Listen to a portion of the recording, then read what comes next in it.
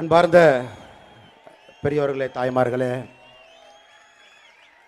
தளராது அயராது உழைக்கக்கூடிய பாரதிய ஜனதா கட்சியினுடைய அன்பு தொண்டர்களே, தலைவர்களே, அன்பு தொண்டர்களே, தலைவர்களே, 2026 பாரதிய ஜனதா கட்சி ஆட்சிக்கு வர வேண்டும் என்றால் மிக கடுமையாக பணி செய்ய வேண்டும் என்பதை முழுவதும் உணர்ந்திருக்கக்கூடிய அன்பு சொந்தங்களே, மேடையின் மீது இருக்கக்கூடிய நம்முடைய மூத்த தலைவர்களே, மிக முக்கியமாக சென்னையில் மெட்ராஸ் மக்களுக்கு நன்றி சொல்வதற்காக பாரதிய ஜனதா கட்சி சார்பாக ஏற்பாடு செய்யப்பட்டிருக்கக்கூடிய அந்த கூட்டத்திற்கு கடுமையாக உழைத்திருக்கக்கூடிய நம்முடைய அன்பார்ந்த மாவட்ட தலைவர்களே, இதையெல்லாம் ஒருங்கிணைத்து காவல்துறை மாநில அரசோடு சண்டையிட்டு இந்த நிகழ்ச்சி ஒய்எம்சிஏ மைதானத்தில் நடைபெறுவதற்கு முக்கிய காரணமாக இருக்கக்கூடிய அருமை அண்ணன் மாநிலத்தினுடைய துணை ஆடம்பர மாளிகையில் இருக்கக்கூடாது, அவருடைய கால் சாதாரண வீதிகளிலே வர வேண்டும், மக்களுக்கான பணிகளை செய்ய வேண்டும், பெரும் மாமனிதர்களோடு அந்த சபையிலே நடக்கக்கூடாது என்பதை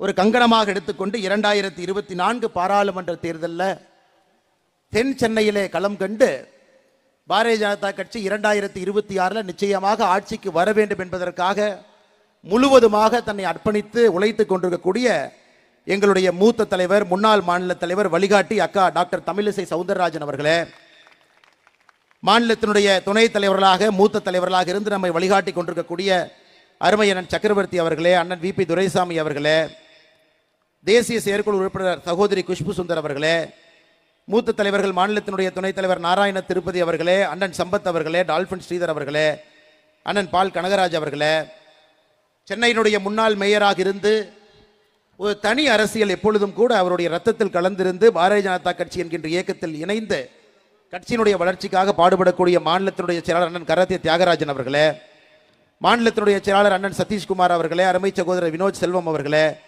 சகோதரி அக்கா சுபதி வெங்கடேஷ் அவர்களே, சகோதரர் அஸ்வத்தாமன் அவர்களே, அருமை சகோதரர் சூர்யா அவர்களே, சகோதரி பிரமிளா சம்பத் அவர்களே, அக்கா அனந்தபிரியா அவர்களே, சமூக ஊடக பிரிவினுடைய பொறுப்பாளராக இருந்து திறம்பட செயலாற்றி கொண்டிருக்கக்கூடிய அண்ணன் அர்ஜுனமூர்த்தி அவர்களே, செய்தி தொடர்பாளர்கள், மேடையில் இருக்கக்கூடிய நம்முடைய மூத்த தலைவர்கள், குறிப்பாக முன்னாள் எம்எல்ஏக்கள், அருமை சகோதரி விஜயதரணி அவர்கள் இந்திய அரசியல் வரலாற்றில் மிக வித்தியாசமாக தனக்கு 2.5 ஆண்டுகள் பதவி இருந்த பொழுது அது வேண்டாம் என்று சொல்லிவிட்டு ஏதோ ஒரு காரணம் தேசியத்தின் பக்கம் நிற்க வேண்டும், பிரதமருடைய 400 எம்பிக்கள் கனவை நம்மால் நிறைவேற்ற வேண்டும் என்கின்ற ஒரு கங்கணம் கட்டிக்கொண்டு பாரதிய ஜனதா கட்சியில் இணைந்து பணியாற்றி கொண்டிருக்கக்கூடிய அக்கா விஜயதரணி அவர்களே, முன்னாள் சட்டமன்ற உறுப்பினர் அக்கா கோமதி ஸ்ரீனிவாசன் அவர்களே, அக்கா காயத்ரி தேவி அவர்களே, அக்கா ராஜலட்சுமி அவர்களே, மேடையின் மீது இருக்கக்கூடிய எல்லா அணி பிரிவினுடைய தலைவர்களே, எல்லோருக்கும் இந்த நேரத்தில் என்னுடைய நெஞ்சார்ந்த நன்றிகளை, வாழ்த்துக்களை, வணக்கங்களை தெரிவித்துக் கொள்கின்றேன்.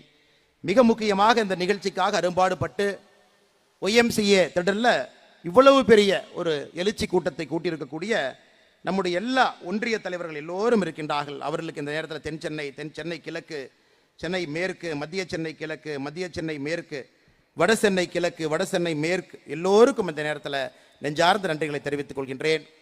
சென்னை மாமன்றத்தில் நமக்கு 2 உறுப்பினர்கள் இருக்கின்றார்கள், கடுமையாக மக்களுக்காக பணி செய்து கொண்டிருக்கின்றார். ஒருவர் பாரதிய ஜனதா கட்சியில் இணைந்து பாரதிய ஜனதா கட்சியிலே வளர்ந்து மாமன்ற உறுப்பினராக தேர்ந்தெடுக்கப்பட்டிருக்கக்கூடிய அக்கா உமா ஆனந்தன் அவர்கள் இங்கே இருக்கிறார். இன்னொருவர் சுயேட்சையாக போட்டியிட்டு தன்னுடைய பலத்தை எல்லாம் நிரூபித்து காட்டிவிட்டு பாரதிய ஜனதா கட்சியில் இணைந்து நான் பணியாற்ற வேண்டும் என்று வந்து நம்முடைய இயக்கத்தை வலுப்படுத்தி கொண்டிருக்கக்கூடிய அண்ணன் லியோ சுந்தரம் அவர்கள் மேடையின் மீது இருக்கின்றார்கள். இருவருக்கும் என்னுடைய சிறப்பு வணக்கத்தையும் நன்றிகளையும் இந்த நேரத்தில் நான் தெரிவித்துக் கொள்கின்றேன்.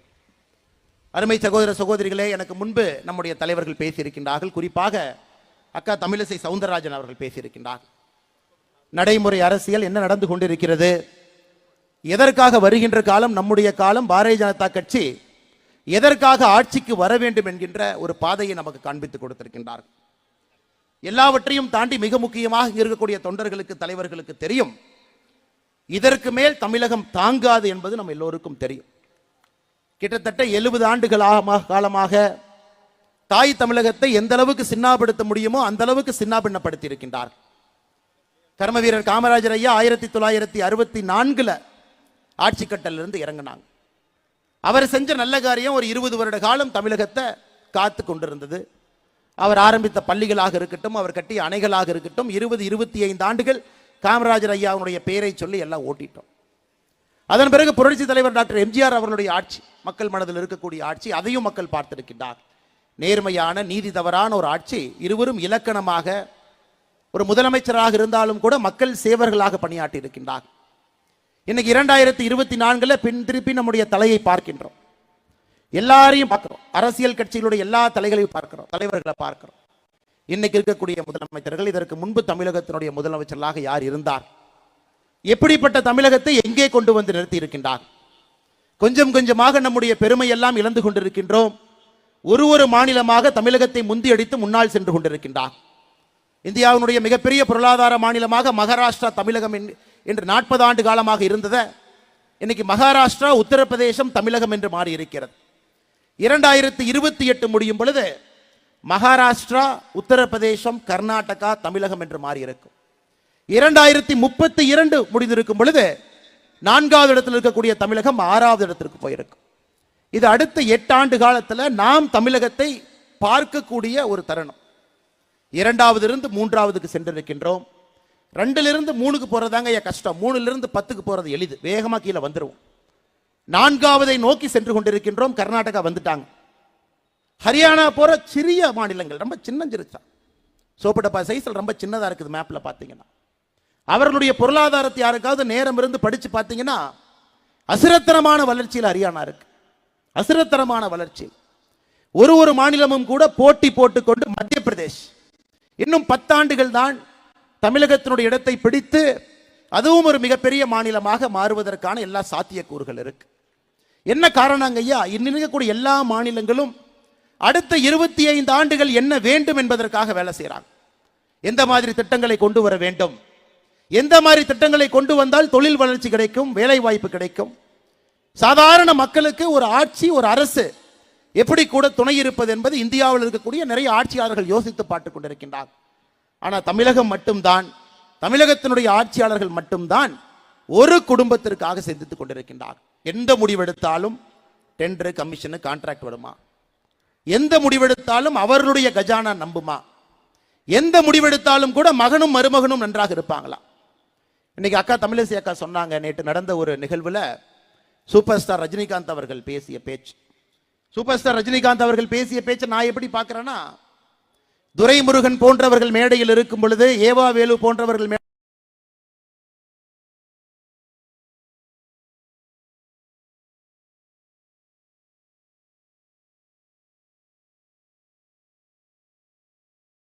இருக்கும் பொழுது அரியணை உதயநிதி ஸ்டாலின் கைக்கு போகும்போது கலவரம் வெடிக்கும் என்பதை சுட்டிக்காட்டி இருக்கின்றார்.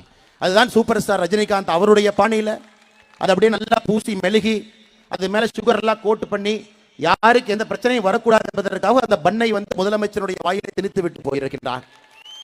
அதான் ஒரு சூப்பர் ஸ்டார் ஸ்டாலின் சுத்தி சுத்தி ஸ்டாலினுக்கு சொல்லியிருக்கார். சூப்பர் ஸ்டார் அவர் இப்படி இருக்கு, பழைய மாணவன் புதிய மாணவன் சொல்லியிருக்கிறாங்க. இன்னைக்கு தமிழகத்தினுடைய நிலை அது. எப்பொழுது துணை முதலமைச்சராக உதயநிதி வருவார்கள் என்று அமைச்சர்கள் எல்லாம் காத்து கொண்டிருக்கின்றார். ஏன்னா வந்துட்டாங்கன்னா அவர்களுடைய குழந்தைகளை லைஃப் அவங்க சேஃப்டி பண்ணிடலாம். இன்னைக்கு நான் வழக்கமான அரசியல் பேச்சு பேச போவது கிடையாது. காரணம், சில முக்கியமான விஷயங்களை உங்கள் முன்னால் பகிர வேண்டும் என்று நான் நினைத்துக் கொண்டிருக்கின்றேன். காரணம், தமிழகத்தினுடைய தலைநகர சென்னையில் இதை சொல்ல வேண்டும் என்பது என்னுடைய ஆசை. நானும் 3 ஆண்டு காலமாக இது போன்ற ஒரு சமயத்திற்காக காத்து கொண்டிருந்தேன். இன்னைக்கு இவர்கள் எல்லோரும் எதற்காக காத்திருக்கின்றார்கள் என்றால், முதலமைச்சருடைய கையில் இருந்து உதயநிதி ஸ்டாலின் கைக்கு அந்த பொறுப்பு போகும் பொழுது நமக்கு பின்பு நம்முடைய மகன் வந்து விடுவான், எந்த பிரச்சனை இருக்காது என்பதற்காகத்தான் திராவிட முன்னேற்ற கழகத்தினுடைய அமைச்சர்கள் ஜால்ரா கோஷ்டிகளாக சத்தம் போட்டுக் கொண்டிருக்கின்றார்.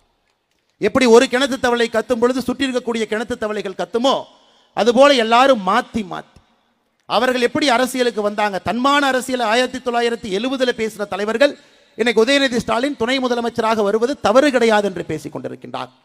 இங்கேதான் தமிழ் சமுதாயம் சென்று கொண்டிருக்கிறது. எங்க போயிட்டு இருக்குன்னா, இங்க போயிட்டு இருக்கிறது. ஒரு குடும்பத்தினுடைய கையை தாண்டி 3வது தலைமுறையாக ஒரு குடும்பத்தினுடைய கையிலே ஆட்சி அதிகாரம் இருக்க வேண்டும். அது உதயநிதி ஸ்டாலின் கையிலே இருக்க வேண்டும் என்ற ஒரு பக்கம்.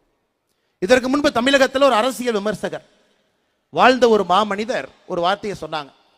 இந்துக்களுடைய எழுச்சி தமிழகத்தில் ஏற்படும் பொழுது திமுக பழனிக்கு பால் காவடி தூக்கும் என்று சொன்னார். இந்துக்களுடைய எழுச்சி தமிழகத்தில் ஏற்படும் பொழுது திமுக காரன் பழனிக்கு பால் காவடி தூக்குவான் என்று. இன்னைக்கு எல்லோரும் பழனியை நோக்கி சென்றிருக்கின்றார்.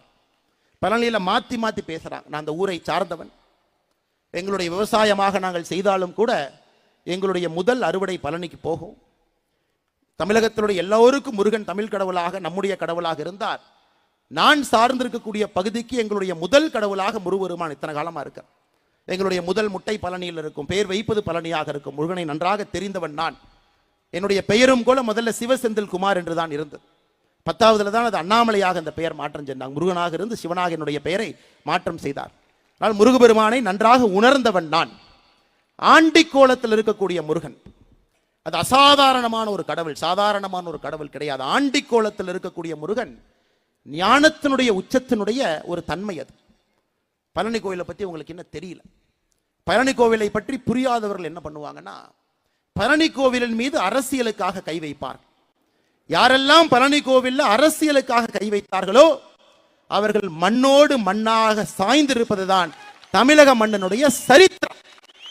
ஆண்டிக்கோலத்தில் இருக்கக்கூடிய ஒரு மனிதனுக்கு விழா எடுத்து முருகபெருமானுடைய சிலையை வைத்து கல்லூரி மாணவர்களை கொண்டு வந்து செல்ஃபி எடு அப்படின்னு சொல்ற அளவுக்கு தான் இன்னைக்கு திமுக காரனுடைய சனாதன தர்மம் இருக்கு. போன செப்டம்பர்ல 2023 சனாதன தர்மத்தை வேறறுப்போம் என்று அதே மேடையில் உதயநிதி ஸ்டாலின், அதே மேடையில் சேகர் பாபு சனாதன தர்மத்தை வெட்டி எரிய வேண்டும் என்று பேசினார். இன்னைக்கு உச்ச நீதிமன்றத்தில் உதயநிதி ஸ்டாலின் மீது வழக்கு இருக்கு. அதுக்காக நோட்டீஸ் கொடுத்திருக்கிறாங்க. உதயநிதி ஸ்டாலின் அவரும் தன்னுடைய தரப்புக்கான பதிலை கொடுத்திருக்கிறாங்க. அது நடந்து கொண்டிருக்கிறது. சரியாக ஒரு ஆண்டு கழித்து இன்னைக்கு அதே சனாதன தர்மம் வேண்டாம், அதை வெட்டி வீழ்த்த வேண்டும் என்று சொன்னவர்கள் முருகனுடைய பெயரை வைத்து பழனியில பால்காவடி தூக்குவதற்கு பதிலாக இது போன்ற ஒரு அரசியல் காமெடியை செய்து கொண்டிருக்கின்றார்.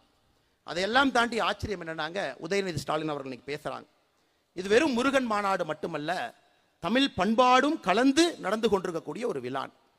இன்னைக்கு மூச்சுக்கு 300 தடவை இவங்கெல்லாம் வந்து பெரியார் பெரியார் பெரியார்னு சொல்றாங்க. மூச்சுக்கு 300 தடவை திராவிட மாடல் என்றால் பெரியார் மாடல் அப்படிங்கிறாங்க. நடந்து கொண்டிருப்பது பெரியாருடைய ஆட்சி. இதே பெரியார் அவர்கள் தமிழ் பண்பாட்டை பற்றி என்ன சொன்னார் உங்க எல்லோருக்குமே தெரியும். தமிழ் பண்பாடு என்றால் நம்முடைய தாய்மொழியினுடைய 3 புலவர், ஐயன் திருவள்ளுவர் அவர்கள், தொல்காப்பியர் அவர்கள், கம்பன் அவர்கள். இந்த 3 பேர்த்த பத்தி பெரியார் என்ன சொன்னாருன்னு மட்டும் நான் படிக்கிறேங்க, நீங்க கேளுங்க. திருவள்ளுவர் பத்தி சொல்றார். திருவள்ளுவன் காலத்திற்கு ஏற்ற வகையில் ஆரிய கருத்திற்கு ஆதரவு கொடுக்கும் அளவில் பகுத்தறிவை பற்றி கவலைப்படாமல் நீதி கூறும் முறையில் தனது மத உணர்ச்சியோடு ஏதோ கூறி சென்றான். இது பெரியார் அவர்கள் ஐயன் திருவள்ளுவனை பற்றி பேசுவது. பெரியார் அவர்கள் தொல்காப்பியனை பற்றி என்ன சொல்றாங்க பாருங்க. தொல்காப்பியன் ஆரிய கூலி, ஆரிய தர்மத்தை தமிழ் இலக்கணமாக செய்துவிட்ட மாபெரும் துரோகி. பெரியார் அவர்கள் கம்பனை பற்றி என்ன பேசுறாங்க பாருங்க. கம்பன் இன்றைய அரசியல்வாதியை போன்றவன், அது ஒண்ணுதான் கரெக்டா சொல்லியிருக்கார். கம்பன் இன்றைய அரசியல்வாதியை போன்றவன். அரசியல்வாதியை தப்பா சரியா சொல்லியிருக்காரு, கம்பனை பற்றி தவறா சொல்லியிருக்காங்க. முழு பொய்யன், முழு பித்தலாட்டக்காரன். இது பெரியார் அவர்கள் தமிழ் மொழியினுடைய தமிழ் பண்பாட்டினுடைய உச்சத்தில் இருக்கக்கூடிய 3 புலவர்களை பற்றி சொன்ன கருத்து. ஆனா இன்னைக்கு அதே திராவிட முன்னேற்ற கழகம், அந்த சித்தாந்தத்திலிருந்து நாங்கள் வந்திருக்கின்றோம் என்று சொல்லி இருக்கக்கூடிய திராவிட முன்னேற்ற கழகம், தந்தை பெரியாருடைய மாடல் தான் திராவிட மாடல் என்று சொல்லக்கூடிய திமுக இன்னைக்கு தமிழ் பண்பாடு என்கின்ற வார்த்தையை உச்சரிக்கிறாங்க.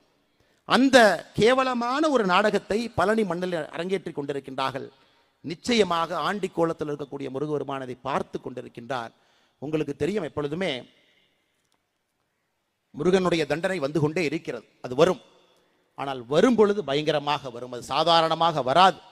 கலாச்சாரத்தை 70 ஆண்டு காலமாக சீரழித்தவர்களை முழுமையாக மண்ணோடும் வேரோடும் வீழ்த்தக்கூடிய ஒரு தண்டனை தமிழ் கடவுள் முருகபெருமான் நிச்சயமாக திராவிட முன்னேற்ற கழகத்துக்கு கொடுக்கத்தான் போறாங்க. அதில் எந்த ஒரு மாற்று கருத்தும் இல்லை. அருமை சொந்தங்களே, சகோதர சகோதரி, இன்னைக்கு நம்ம எல்லோருமே மேடையில் பேசுறோம். பாரதிய ஜனதா கட்சி தமிழகத்திலே ஆட்சியை பிடிக்க வேண்டும், நியாயமான ஒரு கருத்து. நம்ம எல்லோரும் அதற்காகத்தான் எல்லா வேலையும் விட்டுவிட்டு அரசியலை முழு நேர வேலையாக இங்கே செய்து கொண்டிருக்கின்றோம். மண்டல் தலைவர்கள் ஆரம்பித்து, தொண்டர்கள் ஆரம்பித்து, மேடையில் இருக்கக்கூடிய எல்லா தலைவர்கள். ஆனால் அது கடினமான ஒரு பாதை. அந்த பாதை ஒரு முள் பாதை. அதில் எளிதாக நடந்துவிட முடியாது. அரசியலை அரியணையை பிடிக்க வேண்டும், பாரதிய ஜனதா கட்சி ஆட்சிக்கு கொண்டு வர வேண்டும் என்றால் பாரதிய ஜனதா கட்சி தமிழ் மக்கள் முன்னால் சொந்த பலத்தில் நிற்கணும். இதுதான் அந்த இடத்திற்கு வருவதற்கான முதல் தகுதி. சொந்த பலத்தில் இந்த கட்சி நின்று காலூன்றி நிற்க வேண்டும், அது முதல் தகுதி. இரண்டாவது தகுதி, நமக்கு இருவரும் எதிரிகள் தான், அதில் எந்த சமரசமும் கிடையாது. என்னை பொறுத்தவரை மாநில தலைவராக இந்த கட்சியினுடைய தொண்டனாக இருவரும் ஒரே மாதிரி தான் எதிரி. திராவிட முன்னேற்ற கழகம் என்பது ஒரு தீய சக்தி. அது 50 ஆண்டு காலமாக தமிழக மக்கள் நன்றாக உணர்ந்திருக்கக்கூடிய ஒரு தீய சக்தி. இன்னைக்கு இருக்கக்கூடிய அதிமுக தன்னுடைய தன்மையெல்லாம் இழந்து, இதற்கு முன்பு புரட்சி தலைவர் எப்படியெல்லாம் இருந்தார்களோ அதையெல்லாம் தாண்டி இன்னைக்கு இருக்கக்கூடிய அதிமுக எடப்பாடி பழனிசாமி அவர்கள் தலைமையில் எப்படி ஆயிடுச்சுன்னா ஒரு பிட்டிங் ஏஜென்ட் பார்ட்டியாக மாறி இருக்கிறது. டெண்டர்ல போடுவாங்க, ஹையஸ்ட் டெண்டர் லோவஸ்ட் டெண்டர்னு போடுவாங்க. அதுபோல் ஹையஸ்ட் டெண்டர் கட்சியாக எடப்பாடி பழனிசாமி அவர்கள் அதிமுக வழிநடத்தி கொண்டிருக்கின்றார். இந்த கருத்தை பேச வேண்டாம் நினைச்சேன். காலையிலே எடப்பாடி பழனிசாமி அவர்கள் என்னை பற்றி சில கருத்துக்களை சொல்லியிருந்தார்கள், கட்சியை பற்றி சில கருத்துக்கள் சொல்லியிருந்தார். யாரையோ பிடித்து பதவிக்கு வந்த அண்ணாமலைக்கு என்ன தெரியும்? உழைக்காமலே பதவிக்கு வந்த அண்ணாமலைக்கு என்ன தெரியும்? அண்ணாமலைக்கு இருப்பது வாயும் வாக்கும் தான். அவர் மைக்க பார்த்தாவே பொய் பேசுவார் அப்படின்னு எடப்பாடி அவர்கள் சொல்லியிருக்கின்றார். அதற்கு நான் கருத்து சொல்லவில்லை என்றால் தவறாக போய்விடும். காரணம், நாளைக்கு நான் ஒரு 3 மாத காலம் வெளியே படிக்க செல்கின்ற காரணத்தினால இதே கருத்தை தமிழகத்தில் 10 முறை சொன்னீங்கன்னா அது உண்மையாயிரும். அதனால் இந்த கருத்துக்கு பதிலடி கொடுக்க வேண்டிய கட்டாயத்தில் நான் இருக்கேன். அண்ணன் எடப்பாடி பழனிசாமி அவர்களே, உங்க ஊர் சிலுவம்பாளையத்தில் ஒரு மர்டர் நடந்தது. பங்காளிகளுக்குள்ள சண்டையில் ஒருவர் கொலை செய்யப்பட்டார். கொலை செய்யப்பட்ட பிறகு அதே சிலுவம்பாளையத்தில் ஒருத்தர் கைது செய்யப்பட்டார். அதன் பிறகு சிறைக்கு போனாங்க. அதன் பிறகு கைது செய்யப்படாத ஒருத்தர் மேற்கு தொடர்ச்சி மலையில ஒளிஞ்சிருந்தார்.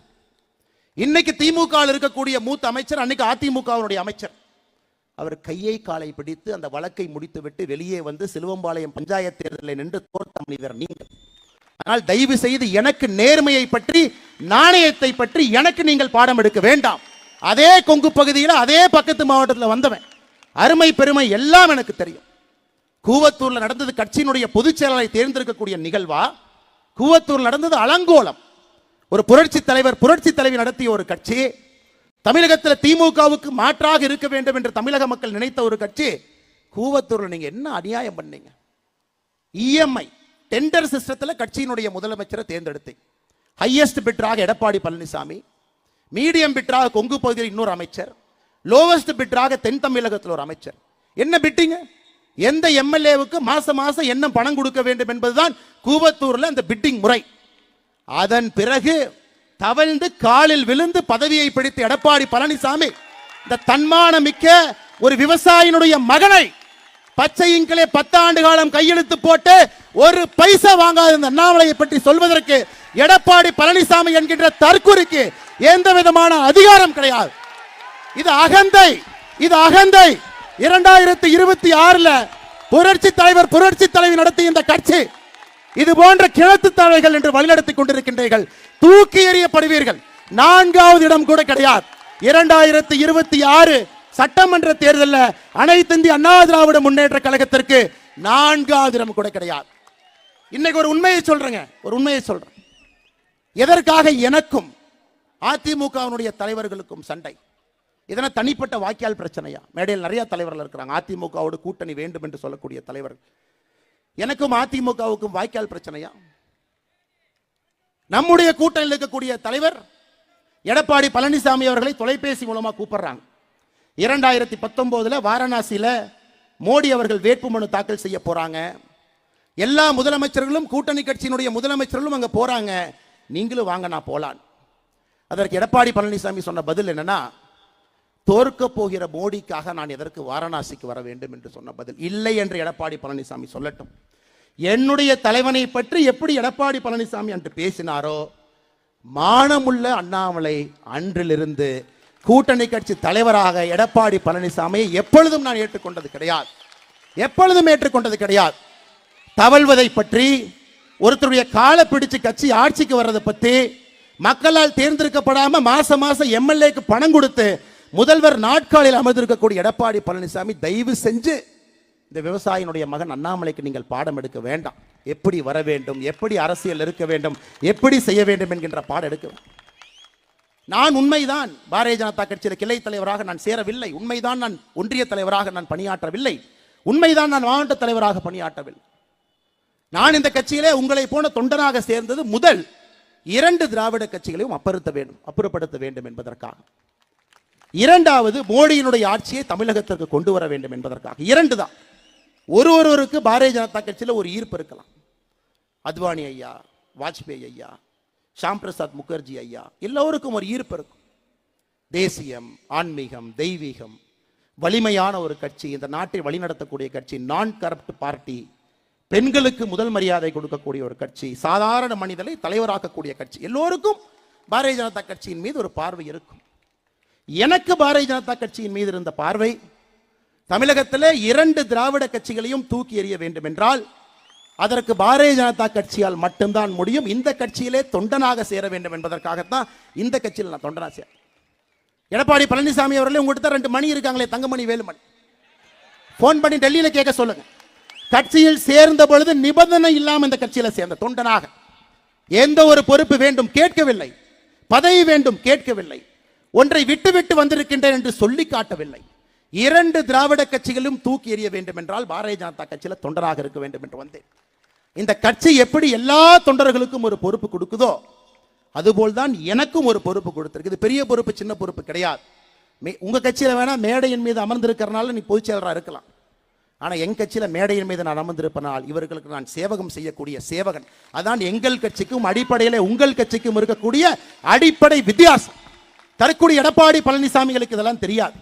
அதனாலதான் அன்பு சகோதர சகோதரிகளே, ஆட்சிக்கு வர வேண்டும் என்று நீங்கள் நினைத்தால் தெளிவாக இருக்க வேண்டும். 2 திராவிட கட்சிகளையும் ஒழித்து கட்ட வேண்டும். தெளிவா இருக்கணும். நம்ம சிந்தனையில எந்த விதமான தேக்கம் இருக்கக்கூடாது. தெளிவாக இருக்க வேண்டும். தெளிவாக இருக்க வேண்டும்.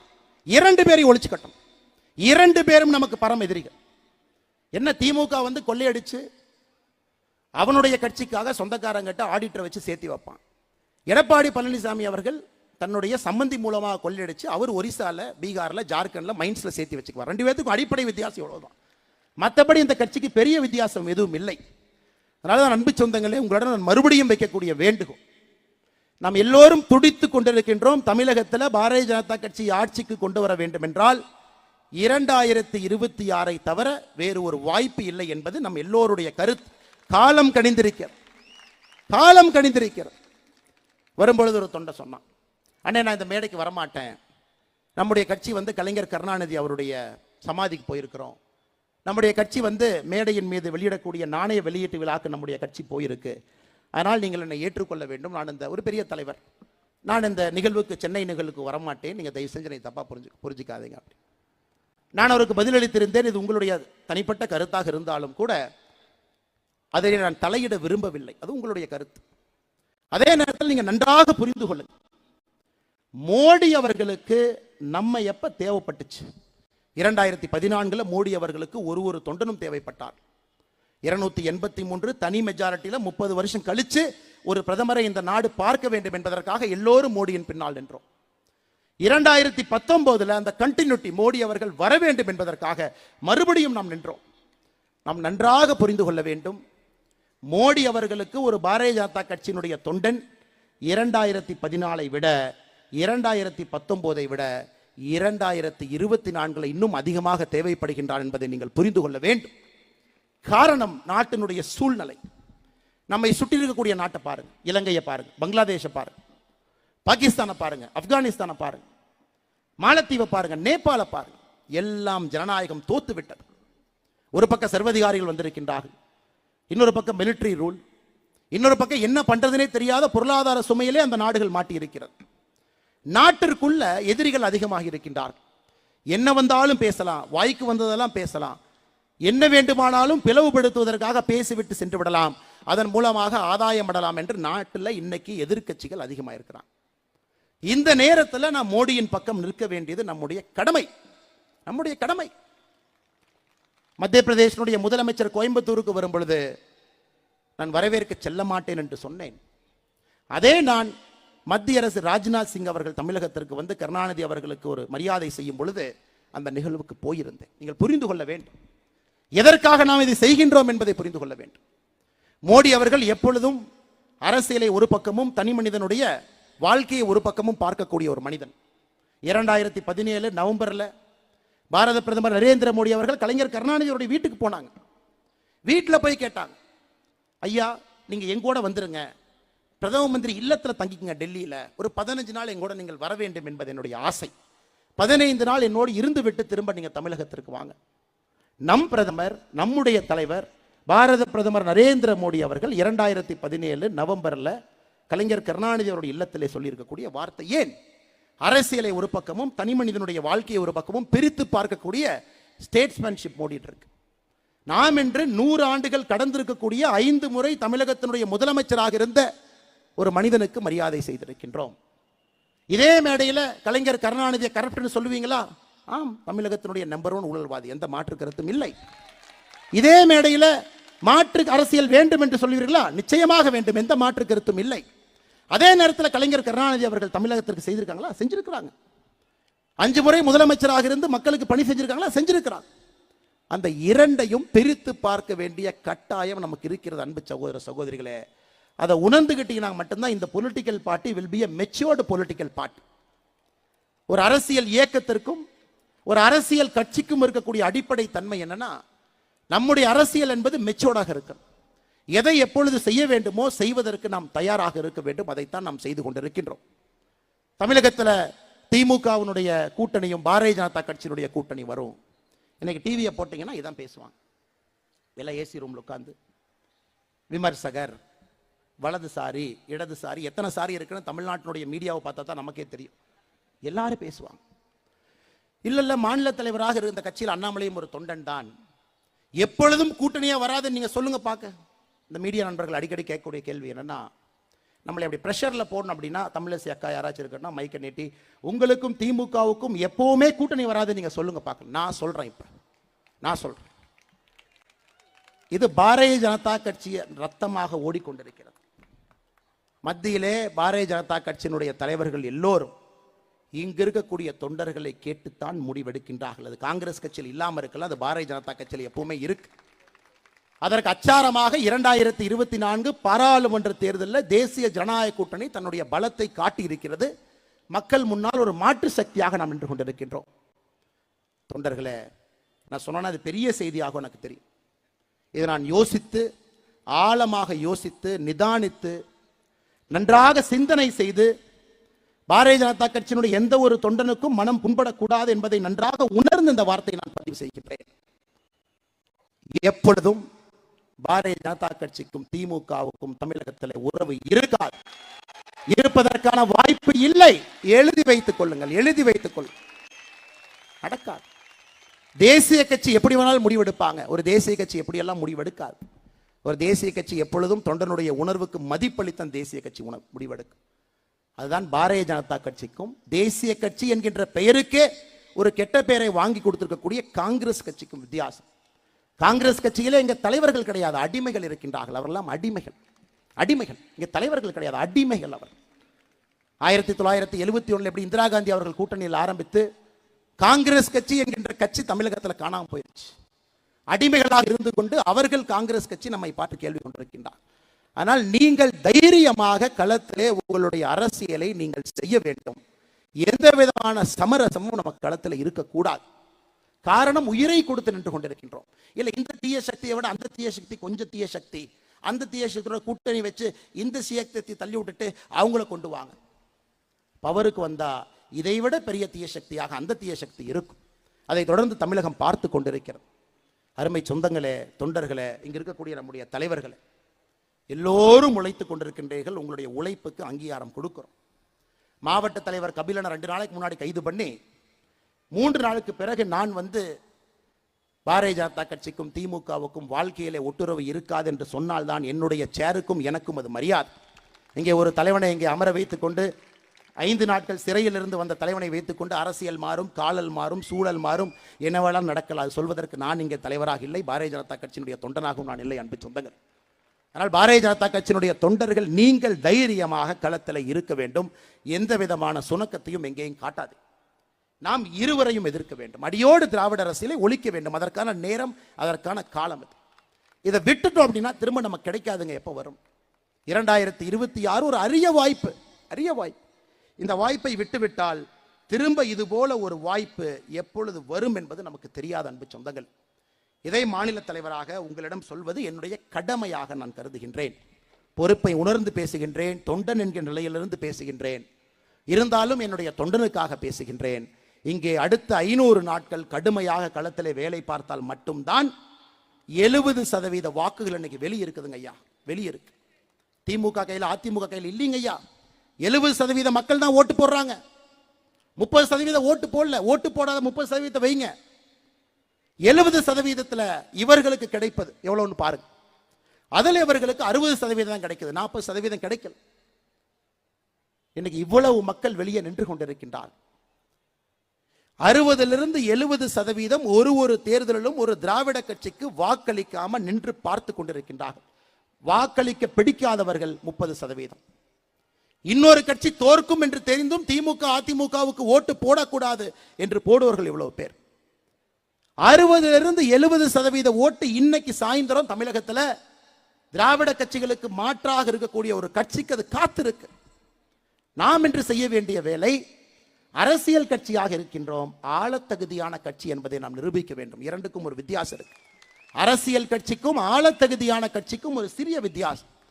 அதை இன்று நம்முடைய தொண்டர்கள் தலைவர்கள் களத்திலே காட்ட வேண்டும் என்பது என்னுடைய அன்பான வேண்டுகோள். ஆளத்தகுதியான கட்சி என்னங்க? முதல் இலக்கணம். ஆளத்தகுதினா என்ன? எல்லோரையும் அளவரைத்து செல்லக்கூடிய பண்பு. ஒரு பேச்சை பேசும் பொழுது நாம் முதலமைச்சராக, நாம் அமைச்சராக, நாம் எம்எல்ஏவாக, நாம் எம்பியாக இருந்தா எப்படி அதை கொண்டு வருவோமோ அந்த மெச்சூரிட்டி. மூன்றாவது, எல்லா பிரச்சனைக்கும் ஒரு தெளிவான தீர்வு. நான்காவது, தமிழகத்தை முன்னிலைப்படுத்தி தமிழகத்திலே பாரதிய ஜனதா கட்சியினுடைய அரசியல். ஐந்தாவது, தேசியம் ஆன்மீகம் எப்பொழுதும் நம்முடைய இரு கண்களாக தமிழகத்தை முதன்மைப்படுத்தும் பொழுது நம்முடைய அரசியலில் 2 கண்களாக இது இருக்க வேண்டும். இதை செய்யும் பொழுது கொஞ்சம் கொஞ்சமாக, எனக்கு திமுகவையும் பிடிக்காது, அதிமுகவையும் பிடிக்காது, பாரதிய ஜனதா கட்சியை கொஞ்சம் பொறுத்திருந்து பார்ப்போம் என்று நினைப்பவர்கள் நம் பக்கம் வர ஆரம்பிப்பார். அதை நீங்கள் செய்ய வேண்டும். அதற்கு ஒரு பெரிய வாய்ப்பு இந்த உள்ளாட்சி தேர்தல். அன்பு சொந்தங்களே, இந்த உள்ளாட்சி தேர்தலில் பாரதிய ஜனதா கட்சியினுடைய முடிவு, எல்லா இடத்திலும் பாரதிய ஜனதா கட்சி நிற்கும். எல்லா இடத்திலும் நிற்போம். மாமன்றத்தில், பஞ்சாயத்தில், எல்லா இடத்திலும் பாரதிய ஜனதா கட்சி நிற்கும் என்பது நம்முடைய அமைப்பு பொதுச்செயலாளர் அண்ணன் கேசவநாயன்ஜி அவர்கள் எடுத்திருக்கக்கூடிய முடிவு. எல்லா இடத்திலும் நிற்போம். நிற்பதற்கு நீங்கள் தயாராக இருக்க வேண்டும். ஆட்சிக்கு வர வேண்டும் என்று நீங்கள் நினைத்தால் உள்ளாட்சி தேர்தலில் ஒரு தொண்டனும் தலைவனும் களம் இறங்க வேண்டும். மக்களுக்கு நாங்கள் சேவை செய்வோம் என்பதை நீங்கள் களத்திலே காட்ட வேண்டும். பாரதிய ஜனதா கட்சி மாற்று சக்தி என்று சொன்னால் 1,12,000 இடத்துல பாரதிய ஜனதா கட்சியினுடைய தலைவர்கள் தொண்டர்கள் உள்ளாட்சி தேர்தலில் நிற்க வேண்டும். 1,12,000 இடத்துல. இதெல்லாம் நிற்கும் பொழுது நம்முடைய பலத்தை மக்களுக்கு காட்டுகின்றோம், நம்முடைய விஸ்தாரத்தை காட்டுகின்றோம். 1,12,000 இடத்துல பெரிய கட்சிகளை நிற்பதற்கு பயப்படுவார். நாம் நிற்கின்றோம். நீங்க ஒருக்கா நின்னுட்டீங்கன்னா அந்த ஏரியாவில் நீங்க தான் தலைவன். பிரச்சனையா இருந்தாலும் உங்க வீட்டில் வந்து 6 மணிக்கு உங்க கதவை தான் மக்கள் தட்டுவாங்க. அதையும் நீங்க பார்க்கணும். ஸோ ஒரு முறை நின்று விட்டால் பாரதிய ஜனதா கட்சியை பொறுத்தவரை எங்களுடைய முதலமைச்சர் அந்த வார்டுக்கு நீங்க தான். எல்லா வார்டுகளுக்கும் சேர்த்து ஒரு முதலமைச்சர் இருக்கலாம், இத்தனை வார்டுகளுக்கு ஒரு எம்எல்ஏ இருக்கலாம். ஆனால் பாரதிய ஜனதா கட்சியை பொறுத்தவரை உள்ளாட்சி தேர்தலில் இந்த முறை நீங்கள் போட்டியிட்டு விட்டால் எங்களுடைய முதலமைச்சர் அந்த வார்டுக்கு நீங்க தான் என்பதை நீங்கள் புரிந்து கொள்ள முடியும். ஸோ 1,12,000 முதலமைச்சர்கள் ஒன்றாக சேரும் பொழுது 2026 தமிழகத்திற்கு பாரதிய ஜனதா கட்சியினுடைய முதலமைச்சர் கிடைப்பார் என்பதை நல்லா புரிஞ்சுக்கணும். அதற்கு 1,12,000 பேர் களத்தில் நிற்கணும். அதனால் நம்முடைய முதல் சவால், உள்ளாட்சி தேர்தலுக்கு தயாராக களத்திலே நாம் நிற்க வேண்டும். இரண்டாவது சவால், 2 கட்சிகளுக்கும் மாற்று நாம் தான் என்பதை நாம் சொல்ல வேண்டும். 3 செயல்நிலை இருக்க வேண்டும். 4வது சவால், திமுகவினுடைய எதிர்ப்பு, அதிமுகவினுடைய எதிர்ப்பை சரியாக புரிந்து அந்த எதிர்ப்பை களத்திலே காட்ட வேண்டும். இதெல்லாம் 500 நாட்கள் தாங்க இருக்கு. 2026 அது வராது வந்திருக்கக்கூடிய ஒரு மாமணி. இதை முழுமையாக இங்க இருக்கக்கூடிய அன்பு சொந்தங்கள் நீங்கள் எல்லோரும் பயன்படுத்திக் கொள்ள வேண்டும் என்று அன்போடு உங்களிடம் இந்த நேரத்தில் கேட்டுக்கொள்கிறேன். அதே நேரத்தில் இங்க இருக்கக்கூடிய மண்டல் தலைவர் சாதாரணமாக வேலை செய்யலீங்க. நீங்க இதை தேர்தல் ரிசல்ட்டை எப்படி வேணாலும் பார்க்கலாம். ஒரு தண்ணீரை எடுத்து பாதி தான் தண்ணீர் இருக்கு, பாதி தண்ணீர் இல்லை சில பேர் சொல்றாங்க. நான் அப்படி பார்க்கவில்லை. இந்த கோப்பையிலே பாதி தண்ணீரை நற்பி இருக்கின்றோம் என்றுதான் நான் பார்க்கின்றேன். இந்த கோப்பையில பாதி தண்ணி நப்பி இருக்கும். சாதாரணமா நீங்க வேலை செய்யலைங்க. தமிழகத்தில் 68,045 பூத் இருக்கு. 68,045 பூத். அதுல பாரதிய ஜனதா கட்சி தேசிய ஜனநாயக கூட்டணி 7,174 பூத்துல முதலிடத்தில் வந்திருக்கின்றோம். 7,174 பூத்துல முதலிடம். இரண்டாவது இடத்துல 18,086 பூத்துல இரண்டாவது. அப்படி என்றால் பாரதிய ஜனதா கட்சி தேசிய ஜனநாயக கூட்டணி முதலிடம், இரண்டாவது இடம் இரண்டும் சேர்ந்து 25,260 பூத்துல வந்திருக்கும். என்ன அர்த்தங்க? 37% பூத் தமிழ்நாட்டில் பாரதிய ஜனதா கட்சி தேசிய ஜனநாயக கூட்டணி முதலிடம் அல்லது இரண்டாவது இடத்தை பிடித்திருக்கின்றோம். 37% பூத். இது வளர்ச்சி இல்லைங்களா? உங்களுடைய உழைப்பு இல்லையா? 37% பூத், மொத்த பூத்தில். அப்படி இருக்கும் பொழுது இங்கே திராவிட அரசியல் வெற்றி பெற்று விட்டது என்று எப்படி சொல்ல முடியும்? 37% பூத்தில் முதல் இடம் அல்லது இரண்டாவது இடத்துல நீங்க இருக்கிறீங்க, கடுமையா உழைச்சிருக்கிறீங்க, மக்களுக்கு பதில் சொல்லியிருக்கிறேன். இவர்கள் சொல்லக்கூடிய பொய்யை உடைத்துக் கொண்டிருக்கின்றீர்கள், தினமும் உண்மையை பேசுறேன். இவர்கள் எதிர்த்து அரசியல் பண்றேன். திமுக என்கின்ற தீய சக்தியினுடைய கைதுக்கு யாரும் பயப்படாம களத்தில் இருக்கிறீங்க. அன்பு சொந்தங்களே, அன்பு தோழர்களே, தலைவர்களே, மறந்து விடாதீர்கள், பாதி தூரம் தாண்டி இருக்கின்றோம், இன்னும் பாதி தூரம் தாண்ட வேண்டும். இந்த பாதி தூரம் நாம் தாண்ட வேண்டும் என்றால் அரசியல் கட்சியாக இருக்கக்கூடிய நாம் ஆளத்தகுதியான கட்சி என்பதை தமிழக மக்களுக்கு நிரூபணம் செய்ய வேண்டும். அதை அடுத்த 500 நாட்கள்ல நீங்கள் எல்லாம் செய்ய வேண்டும் என்று பணிவன்போடு உங்களிடம் நான் கேட்டுக்கொள்கின்றேன். கடைசியாக சொல்ல வேண்டும் என்றால், நம்முடைய முதலமைச்சர் அவர்கள் மறுபடியும் அமெரிக்காவுக்கு போறார். ஏன்னா அவருக்கு ஒரு ஆசை. பாரத பிரதமர் இத்தனை நாட்டுக்கு போறாரு, உக்ரைனுக்கு போறாரு, போரை நிறுத்துறன்னு பேசுறாரு, ரஷ்யாவுக்கு போறாரு, ரஷ்யாலையும் கட்டிப்பிடிக்கிறாங்க, உக்ரைன்லையும் கட்டிப்பிடிக்கிறாரு, என்ன வித்தியாசமா இருக்கு? இதெல்லாம் முதலமைச்சர் பார்க்கிறார். நாம் அந்த மாதிரி போலாமே. துபாயில் ஆரம்பிச்சு சிங்கப்பூர் போய், ஜப்பான் போய், ஸ்பெயின் போய், இன்னைக்கு வந்து அமெரிக்கா கிளம்பியிருக்காங்க. முதலமைச்சரோட இன்னொரு நப்பாசை என்னன்னா, 14 நாடுகளில் பிரதமர் அவர்களுக்கு உயரிய விருது கிடைச்சிருக்கு, அதில் 7 இஸ்லாமிய நாடுகள் இருக்கு. நமக்கும் யாராச்சும் கொடுப்பாங்களா அப்படி? நாம் ஏற்கனவே சொல்லி இருக்கின்றோம், புலியை பார்த்து பூனை சூடு போட்டு கொண்டதான். நாமளும் புலி ஆகலாம், நாமளும் தாவலாம், நாமளும் எட்டி குதிக்கலாம். அது அன்பு சொந்தங்களே, எந்த விதமான டிராமாவை அவங்க போட்டாலும் கூட முதலமைச்சர் அவர்களுக்கும் தெரியும், தமிழகத்தில் இருக்கக்கூடிய திமுகவிற்கும் தெரியும், இந்த பொய்யான அரசு, பித்தலாட்டத்தனமான அரசு, ஏழை மக்களுடைய வயிற்றை அடிக்கக்கூடிய அரசு, தமிழகத்திற்கு எந்த விதமான நல்லதும் செய்யாம தமிழிசேகா சொன்னது போல ஸ்டிக்கர் ஒட்டக்கூடிய ஒரு அரசு, ஆண்டி கோலத்தில் இருக்கக்கூடிய எம்பெருமான் முருகனை அவமானப்படுத்தி, இதையெல்லாம் பேசிவிட்டு அவமானப்படுத்திவிட்டு ஒரு மாநாடு போட்டால் முருகனுடைய மனம் குளிர்ந்து விடும் என்று நினைக்கக்கூடிய ஒரு மூடத்தனமான அரசுக்கு 2026 மக்கள் பதிலடி கொடுக்க போறாங்க. அதனால் நீங்கள் தெளிவாக இருக்க வேண்டும், கடுமையாக உழைக்க வேண்டும், எந்த இடத்திலும் கூட சுணக்கம் காட்டாதீங்க. வருகின்ற காலம் நம்முடைய காலம் என்பதை மறந்து விடாதீர்கள். குறிப்பாக இந்த மேடையில் இருக்கக்கூடிய எல்லா நம்முடைய ஆற்றல் மிகுந்த மாவட்ட தலைவர்களுக்கு என்னுடைய நெஞ்சார்ந்த வாழ்த்துக்களை, நல்வாழ்த்துக்களை தெரிவித்துக் கொள்கின்றேன். மேடைக்கு முன்புறத்தில் இருக்கக்கூடிய நம்முடைய மண்டல் தலைவர்களும் மாவட்ட தலைவர்கள் சார்பாக அவர்களுக்கும் என்னுடைய நெஞ்சார்ந்த வாழ்த்துக்களை, நல்வாழ்த்துக்களை தெரிவித்துக் கொள்கின்றேன். சென்னையில் இருக்கக்கூடிய 3 பாராளுமன்றத்தில் 591 பூத்து முதலிடத்தில் வந்திருக்கிறேன். நீங்கள் எல்லாம் உங்களை மார்த்தட்டி கொள்ள வேண்டும். 591 பூத், 3 பாராளுமன்றமும் சேர்த்து 3 பாராளுமன்றத்தில் பாருங்க, 18 தொகுதியில் 13 தொகுதியில் நாம 2வது வந்திருக்கோம். 591 பூத்தில் முதலாவது வந்திருக்கின்றோம். இது வெற்றிக்கான முதல் படி. கோப்பை பாதி நம்பி இருக்கிறது என்று பார்க்க வேண்டிய பார்வை. அதனால் இன்னும் வேகமாக சுணங்காம நீங்க வேலை செஞ்சுக்கிட்டே இருங்க. வருகின்ற காலம் நம்முடைய காலம், அதில் எந்த ஒரு மாற்று கருத்தும் இல்லை. எதற்கும் பயப்படாதீங்க. மோடிக்கு நாம் தேவை என்பதை நன்றாக உணர்ந்து கொள்ளுங்க. மோடி ஐயாவுக்கு எப்ப நாம தேவைப்பட்டோமோ அதை விட அதிகமாக ஒரு பாரதிய ஜனதா கட்சியினுடைய தொண்டன் இன்னைக்கு தேவைப்படுறான். நேற்று மோடி ஐயா புதிய பென்ஷன் ஸ்கீமை பத்தி பேசியிருக்கிறாங்க, நேஷனல் பென்ஷன் ஸ்கீம். அதை சொல்ல வேண்டியது நம்முடைய கடம். 2005 பென்ஷன் ஸ்கீமை தூக்குனீங்க. இன்னைக்கு 20 ஆண்டுகள் கழித்து மோடி ஐயா 2024 அற்புதமான பென்ஷன் திட்டத்தை கொண்டு வந்திருக்கிறாங்க. நேரடியாக 23 லட்சம் மக்களுக்கு நேரடியாக பயன்பட போறாங்க. நல்லா யோசிச்சு பாருங்க. 25 ஆண்டுகளுக்கு மேல பணி செஞ்சிருக்கிறீங்க. கடைசியா வாங்கின 12 மாசத்தினுடைய சம்பளத்தினுடைய ஆவரேஜ் 50% நேரடியாக உங்களுக்கு வருது. உறுதியான ஓய்வூதியம், குடும்ப ஓய்வூதியமாக இருக்கும்போது ஓய்வூதியரின் மறைவுக்கு பிறகு அவர் பெற்ற ஓய்வூதியத்தில் 60% குடும்பத்தினருக்கு வருது. 10 ஆண்டு காலம் பணி செய்துவிட்டு வேலையை விட்டுட்டு வெளியே வந்தீங்கன்னா 10,000 ரூபாய் உங்களுக்கு ஓய்வூதியம் வரும். இதெல்லாம் நம்ம எடுத்து போய் சொல்லணுங்க. எல்லாம் தெருமுனை கூட்டம் போட்டு நாம பேசணும். இதை மோடி அவர்கள் எதிர்பார்க்கின்றார். ஏன்னா பொய்யாயவன் பேசுறான். ஆனா பாரதிய ஜனதா கட்சியினுடைய தொண்டன் உண்மையை பேசுவதற்கு நாம் பயப்படக்கூடாது. உண்மையை பேசுவதற்கு நீங்கள் களத்தில் இருக்க வேண்டும். நேற்று நடந்த ஒரு நிகழ்வு, இது போல தினமும் 1008 நிகழ்வுகள் நம்முடைய மத்திய அரசு சாதனையாக செய்து கொண்டே இருக்கிறது. இதையெல்லாம் நீங்கள் பேச வேண்டும், மக்களிடத்தில் எடுத்துச் செல்ல வேண்டும். மோடி அவர்களுக்கு எப்பொழுதும் இல்லாத அளவுக்கு நாம் இன்று தேவைப்படுகின்றோம். அவரோடு அரணாக இருக்க வேண்டியது நம்முடைய கடமை. தனிப்பட்ட வெறுப்புகள் இருந்தாலும் அதை தள்ளி வைத்துவிட்டு மோடிக்கு அரண்சுவராக ஒரு பாரதிய ஜனதா கட்சியினுடைய தொண்டனும் தலைவனும் இருக்க வேண்டும் என்கின்ற அன்பான வேண்டுகோளை வைத்து உறுப்பினர் சேர்க்கை முகாம் செப்டம்பர் 1ஆம் தேதியிலிருந்து ஆரம்பிக்குது. இதுதாங்க நம்ம போட்டி. நம்ம போட்டியெல்லாம் அங்க காட்டணும். எத்தனை பேர்த்த பாரதிய ஜனதா கட்சியினுடைய உறுப்பினராக சேர்க்க போகின்றோம் என்பதுதான் நம்முடைய போட்டியாக இருக்க வேண்டும்.